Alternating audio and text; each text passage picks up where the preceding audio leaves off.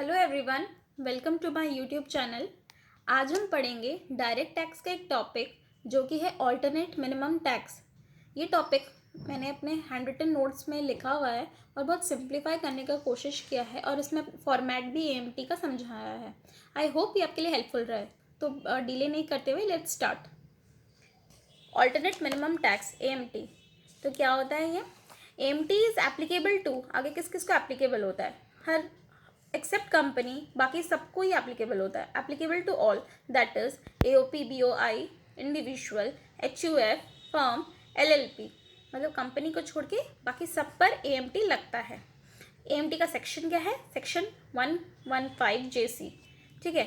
EMT applicable where, जहाँ कहाँ पर? इन तीनों जगह एएमटी लगेगा। मतलब अगर आपको क्वेश्चन में ये तीनों में से कुछ भी नजर आए तो आप सोच लो कि एएमटी यहाँ लगेगा। वो क्या क्या जगह है? SEZ, that is deduction under section 10AA। Second है specified business, section 35AD। Third है deduction under chapter 6A, that is section 80IA to 80RRB। और 80B सेक्शन जो है that is tax on cooperative society, वो excluded है इस deduction में।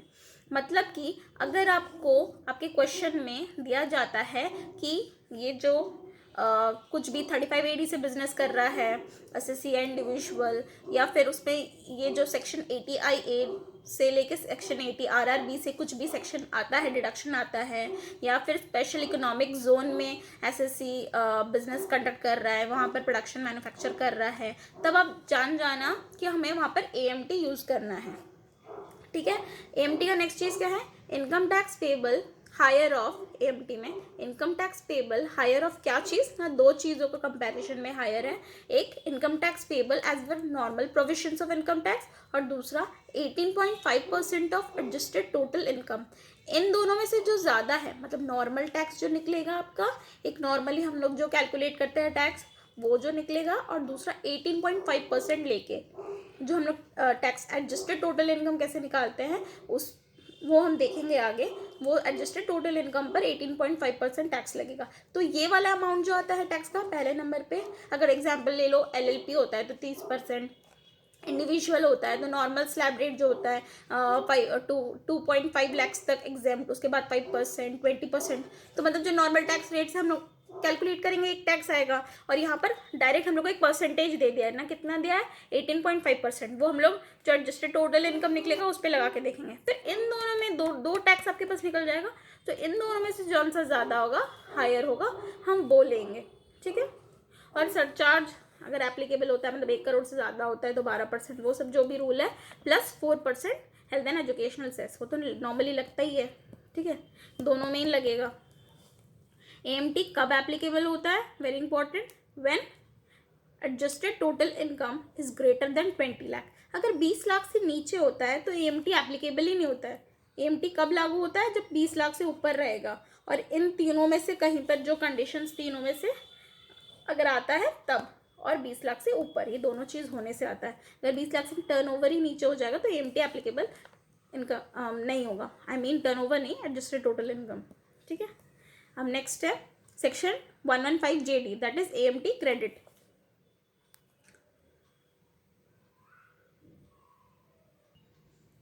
तो इसमें हम लोग देखते हैं जो ये एएमटी क्रेडिट होता है वो कुछ सिमिलर है मैट क्रेडिट जैसा ही।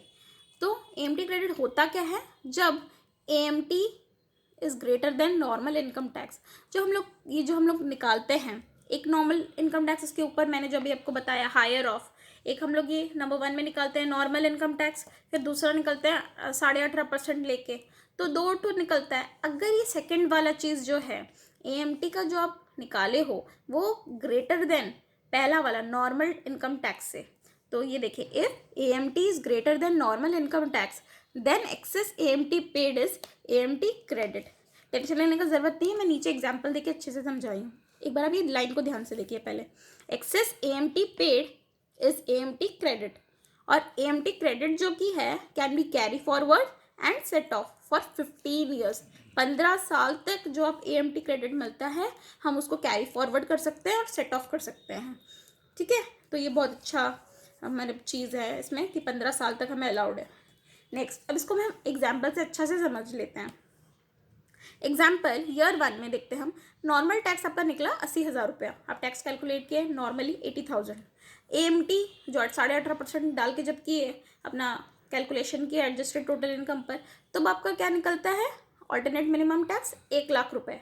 तो अब हमारे केस क्या हो गया, इन दोनों पे हायर लेंगे, हम जानते हैं higher of the these two, higher क्या 80,000 और 1,00,000 में higher is 1,00,000। Now the case is AMT is greater than normal tax. तो यहीं पर हम देख रहे हैं जब AMT नॉर्मल इनकम टैक्स से ज़्यादा हो तब आ जाता है AMT क्रेडिट। तो AMT ज़्यादा है, 1,00,000 ज़्यादा है, तो हमको AMT क्रेडिट मिल जाएगा कितना, डिफरेंस 1,00,000 माइनस 80,000 20,000 रुपये। जब आप ज़्यादा दे रहे होते हो नॉर्मल टैक्स से तो आपको AMT क्रेडिट मिल जाता है डिफरेंस का 20,000। ठीक है, नेक्स्ट ईयर में नॉर्मल टैक्स होता है 60,000 रुपया, AMT इस बार भी ज़्यादा 90,000, तो आपका टैक्स पेबल क्या होगा, हायर ऑफ द टू 90,000, और AMT क्रेडिट क्या हो जाएगा 90,000 माइनस 60,000 30,000, जो डिफरेंस आ जाएगा इन दोनों का 30 प्लस 20 पहले से ऑलरेडी था, तो वो कैरी फॉरवर्ड हो जा रहा है इसमें। तो अब दोनों मिला के कितना हो जा रहा है 50,000 रुपया। अब ईयर 3 आ जाता है।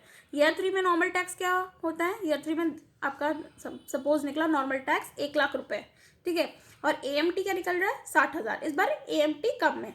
अभी तक हम लोग देखिए दोनों केस में टैक्स से ज़्यादा AMT पे कर रहे थे इसलिए हमारा क्रेडिट आया, पर थर्ड केस में टैक्स हमारा ज़्यादा है और AMT कम है, तो इस केस में हमें टैक्स पेबल क्या हो रहा है, आगे टैक्स तो हमेशा पेबल ज़्यादा ही होगा। 1,00,000 और 60,000 में से कौन सा बड़ा है, 1,00,000, 1,00,000 टैक्स पेबल है, पर क्योंकि हम लोग ऑलरेडी AMT पिछले सालों में ज़्यादा पे कर रहे थे तो हमें सेट ऑफ मिल जाएगा। हमारे पास 50,000 क्रेडिट पड़ा हुआ है तो हम उससे सेट ऑफ लेंगे 1,00,000, बट कितना सेट ऑफ लेंगे, डिफरेंस ही उतना सेट ऑफ ले सकते हैं। 1,00,000 माइनस 60,000 40,000 रुपये का ही आप सेट ऑफ ले सकते हो। आपके पास 50,000 पड़ा है तो आप पूरा 50,000 नहीं ले सकते हो, आप दोनों का डिफरेंस जितना है उतना ही सेट ऑफ ले सकते हो, तो 40,000 सेट ऑफ ले लोगे तो आपका बैलेंस कितना बचा, अगर 50,000 से 40,000 यूज़ कर लेते हो 10,000 आपका AMT क्रेडिट बचता है। तो हम इसे कंक्लूजन क्या निकाल सकते हैं, conclusion is credit can be set of in the year in which normal tax is greater then AMT। हमारे एग्जाम्पल में कौन से ईयर में हम सेट ऑफ कर रहे हैं, थर्ड ईयर में, तो उसमें क्या देख रहे हैं कि normal tax is greater then AMT। आप इन दोनों में देखो तो आप हमेशा याद रखना जब नॉर्मल टैक्स ज़्यादा हो जाए AMT से तब हम क्रेडिट यूज़ कर लेंगे, अगर कम होता तो वो और ऐड होके बढ़ता जाता। आई होप ये एग्जाम्पल की थ्रू आपको ईजी हुआ समझने में। फिर भी अगर आपको कुछ डाउट होता है तो प्लीज़ आप कमेंट सेक्शन में पूछिए। चलिए आगे बढ़ते हैं। Where unit of assessee located in International Financial Services Center that is IFSC और उससे जो इनकम डिराइव होता है वो कन्वर्टेबल फॉरेन एक्सचेंज में हो, तो उस केस में AMT कितना लगेगा, 9% हिसाब से लगेगा। वैसे कितना रेट है 8.5%, बट इन दैट केस 9% लगेगा। ठीक है, अब नेक्स्ट है how to calculate tax liability under section 115 JC।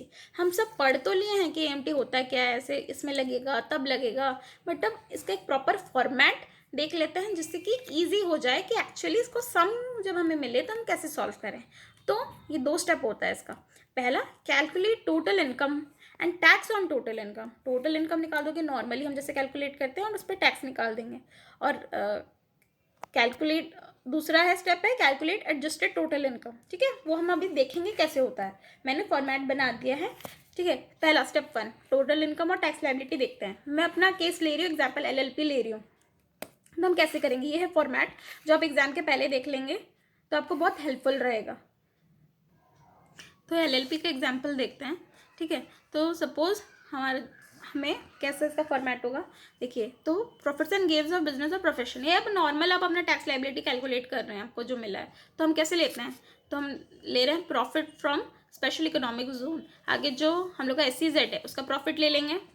ठीक है, उस पर डिडक्शन जो है वो लेस कर देंगे। SEZ का जो डिडक्शन है सेक्शन 10A है, SEZ का ही सेक्शन है, उसे हम लेस कर देंगे। तो हमारा SEZ का निकल गया कितना इनकम है, income from SEZ chargeable to tax निकल गया। Next, profit from cold chain facility, warehousing facility, मतलब कि स्पेसिफाइड बिजनेस जो है, ये सब आप नोट कर सकते हो कि मैंने एग्जाम्पल ले लिया ये 2 तो वो कोई भी स्पेसिफाइड बिजनेस में जो इतने सारे आइटम्स है, मतलब जो इतना बड़ा लिस्ट है स्पेसिफाइड बिजनेस का, उसमें से कुछ भी दे सकता है हमें क्वेश्चन में। जैसे मैंने अपने एग्जाम्पल में 2 ले लिया, कोल्ड चेन है या वेयर हाउसिंग है, एनीथिंग फ्रॉम दैट लिस्ट, तो उससे जितना प्रॉफिट है वो लिख लिए। अब इसका डिडक्शन ले लिए, डिडक्शन अंडर सेक्शन 35AD, ठीक है। तो हम लोग को इनकम फ्रॉम स्पेसिफाइड बिजनेस मिल गया, चार्जेबल टू टैक्स दोनों। ये सब आप देख रहे हो ना, SCZ 35AD, ये सब जो AMT के अंदर का जिन में AMT एप्लीकेबल होगा वो सब कंपोनेंट से हम निकाल ले रहे हैं प्रॉफिट, और उसका फिर डिडक्शन लेके जो आ रहा है, फिर उन सबको टोटल कर दिए, तो हमारा टोटल इनकम आ गया। और भी कुछ अगर आपको देता है क्वेश्चन में तो हम टोटल कर दिए। अब उस पर टैक्स लाइबिलिटी, तो मेरे केस में जैसे कि एक LLP मैंने बोला था, एग्जांपल लिया है, तो LLP हम जानते हैं, LLP पे flat rate at the rate of 30% लग जाता है, 30% टैक्स। तो हमारा जो टोटल इनकम निकला उस पर टैक्स रेट 30% कर दिया, जो हमारा अमाउंट आ जाएगा कुछ, फिर उसमें add health and educational cess at 4%, इस अमाउंट में 4% और लग गया, तो हमारा टोटल टैक्स लाइबिलिटी निकल गया। तो अब ये देख सकते हो नॉर्मल हम लोग जैसे इनकम कैलकुलेट करेंगे वैसे हमने किया। अब हम नेक्स्ट स्टेप देखेंगे, हमारा जो हमने नेक्स्ट स्टेप देखा कि कैलकुलेट एडजस्टेड टोटल इनकम, अब वो देखते हैं उससे क्या होता है, ठीक है। तो एडजस्टेड टोटल इनकम में हम देखें, total income as computed above, हमारा पहले हमें एक इनकम मिला होगा वो हम ले लेंगे, ठीक है, टोटल इनकम। अब हम जैसे लेस करके सब किए थे, अब हम ऐड बैक करेंगे डिडक्शंस जो हमें मिला था जैसे टोटल इनकम निकालने। टोटल इनकम में ऐड बैक क्या ना, डिडक्शन अंडर सेक्शन 10A मैंने SCZ का वापस add deduction under section under chapter 6A, मतलब that is section 80IA to 80RRB। फिर और थर्ड है add deduction under section 35AD specified business वाला, मतलब जो जो डिडक्शन आप लिए थे उसमें हम लोग माइनस करके निकालते हैं टोटल इनकम में, यहाँ पर सबको वापस ऐड बैक करना है। और यहाँ 35AD के केस में तो डेप्रिसिएशन भी, इस केस का 35AD वाले बिजनेस का डेप्रिसिएशन भी ले लेना है, डेप्रिसिएशन अंडर सेक्शन 32, तो ये हमारा आ जाएगा। फिर एडजस्टेड टोटल इनकम अब हमें मिल गया है। अब इसमें क्या लगेगा, AMT का क्या टैक्स है जो कि फिक्स्ड है, दैट इज 18.5%। 18.5% से ये जो हमारा इनकम आता है वो टैक्सेबल हो जाएगा, उसमें add health and educational cess at the rate 4%। अब हमारा आ जाएगा टोटल टैक्स लाइबिलिटी। आप देखोगे पहला वाला जस्ट हम जो स्टेप 1 में सॉल्व किए थे, जो हमारा टैक्स निकला था, और यहाँ जो हमारा टैक्स निकला है स्टेप 2 में, इन दोनों को हम कंपेयर करेंगे। और अगर हमारा टैक्स लाइबिलिटी यहाँ पर AMT जहाँ हम लोग डाल के किए हैं वो ज़्यादा होता है पहला जो नॉर्मल इनकम टैक्स से, तो हमें AMT क्रेडिट मिल जाएगा। आपको जहाँ पर भी डाउट होता है वो पॉज करके वापस से देख सकते हो, वीडियो सुन सकते हो। और फिर भी अगर आपको कोई क्वेश्चन या डाउट रह जाता है तो आप प्लीज़ मुझे कमेंट करके कमेंट सेक्शन में पूछ सकते हैं। और अगर आपको ये वीडियो थोड़ा भी इन्फॉर्मेटिव लगता है तो प्लीज़ लाइक करिए, इससे मुझे मोटिवेशन मिलेगा कि मैं नेक्स्ट ऐसे कोई और टॉपिक का डालूँ कि आपको अगर अच्छा लग रहा है, हेल्पफुल हो रहा है। और अगर आप अपने फ्रेंड्स के साथ भी इसे शेयर करिए कि क्योंकि हमेशा हम आगे तभी बढ़ते हैं कि जब एक दूसरे को सपोर्ट करते हैं, तो हमेशा हमें एक दूसरे को मोटिवेट करना चाहिए और हेल्प करना चाहिए आगे बढ़ने के लिए। And lastly please subscribe to my channel. Thank you.